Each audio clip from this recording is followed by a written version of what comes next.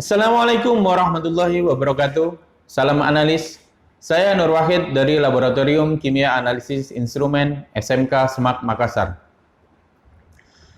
Pada kesempatan kali ini, kita akan belajar bersama tentang salah satu dari instrumen analisa yang digunakan di Laboratorium Kimia Analisis Instrumen SMK Semak Makassar.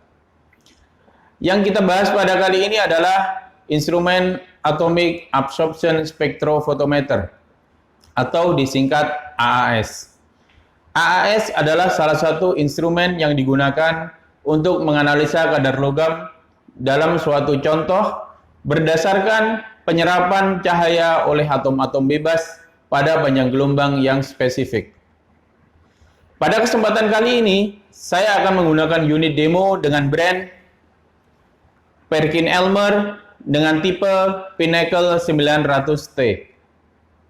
Baik, langsung saja kita lihat apa saja bagian-bagian dari instrumen Atomic Absorption Spectrophotometer.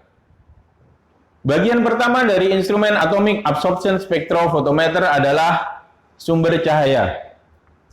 Sumber cahaya berfungsi untuk memancarkan radiasi cahaya yang nanti dilewatkan ke atom-atom bebas yang ada di dalam sampel, yang kemudian radiasi cahaya tersebut sebagian akan diserap oleh atom bebas dan sebagian lagi akan diteruskan.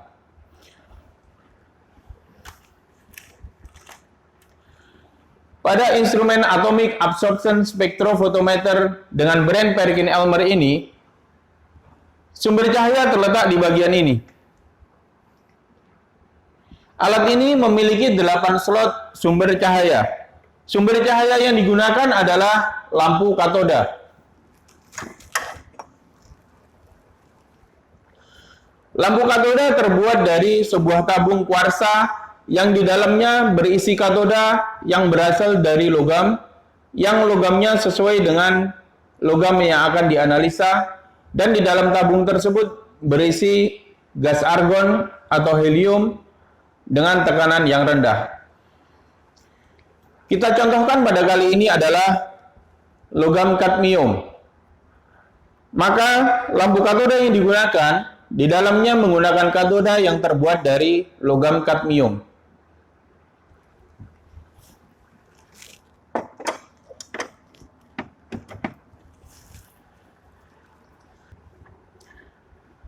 Seiring berkembangnya teknologi, brand Perkin-Elmer mengembangkan sumber cahaya dengan jenis lain, yaitu lampu EDL atau Electrodeless Discharge Lamps. Lampu ini memiliki intensitas yang sangat tinggi, sehingga sangat cocok digunakan untuk menganalisa logam yang membutuhkan intensitas radiasi cahaya yang sangat tinggi dan kepekaan yang sangat tinggi.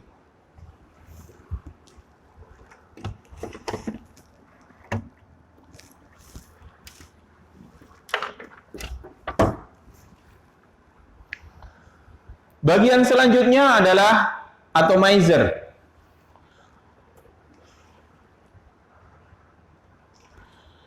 Atomizer terdiri dari beberapa bagian. Bagian yang pertama adalah nebulizer.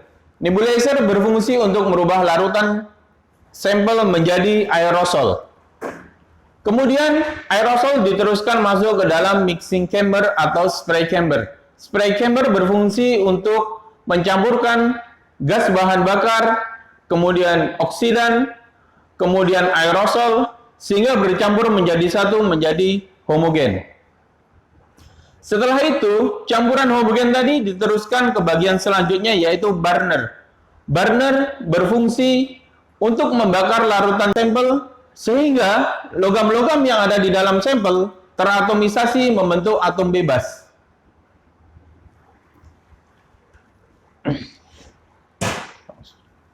Bagian selanjutnya adalah monokromator. Monokromator berfungsi untuk merubah cahaya polikromatis menjadi monokromatis. Cahaya yang berasal dari lampu katoda dilewatkan ke atom bebas, sebagian diserap oleh atom bebas, dan sebagian lagi diteruskan menuju monokromator. Setelah dari monokromator, ketika sudah dirubah menjadi cahaya yang monokromatis, maka sinar cahaya akan diteruskan menuju bagian detektor. Detektor berfungsi untuk menerima sinyal cahaya yang diteruskan dan merubahnya menjadi energi listrik yang kemudian akan diteruskan menuju pengolah data. Pengolah data yang digunakan pada instrumen AAS adalah komputer. Pengolah data, selain berfungsi untuk mengolah data, dia berfungsi juga untuk mengatur parameter-parameter analisa yang ada di dalam instrumen Atomic Absorption Spectrophotometer. Dengan pengolah data, analis dapat dengan mudah melihat data hasil analisa, kemudian menyimpannya dalam bentuk soft copy ataupun dalam bentuk hard copy.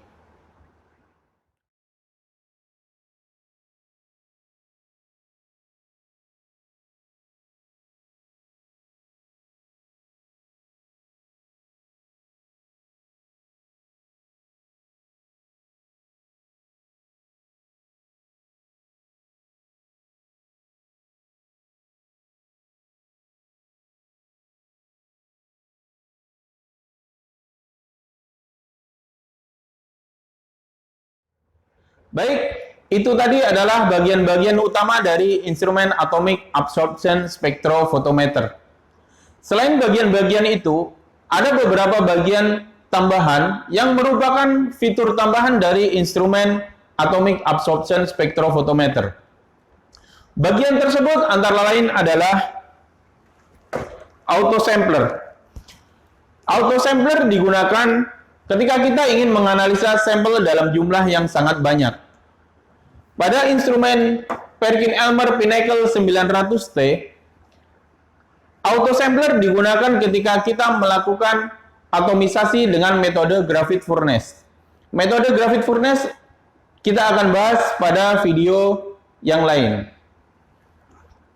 Selain bagian itu, ada juga namanya bagian FIAS atau Flow Injection Atomization System, yang merupakan metode atomisasi dengan uap hidrida.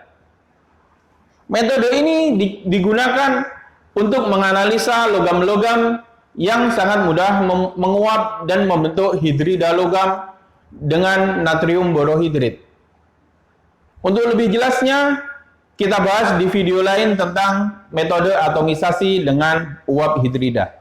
Selain bagian-bagian tadi, akan ada lagi bagian yang merupakan utilitas dari instrumen Atomic Absorption Spectrophotometer. Bagian-bagian tersebut antara lain adalah tabung gas sebagai bahan bakar, kemudian tabung gas oksidan atau penyedia udara tekan, kemudian penampung limbah, kemudian exhaust blower.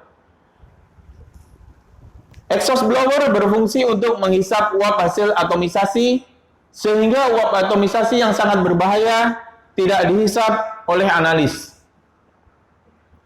Bagian lain yang tidak kalah pentingnya adalah sumber arus listrik.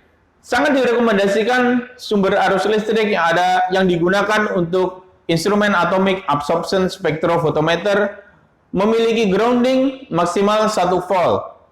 Tujuannya adalah listrik lebih stabil, sehingga ketika ada kenaikan tegangan secara tiba-tiba, instrumen Atomic Absorption Spectrophotometer tidak rusak.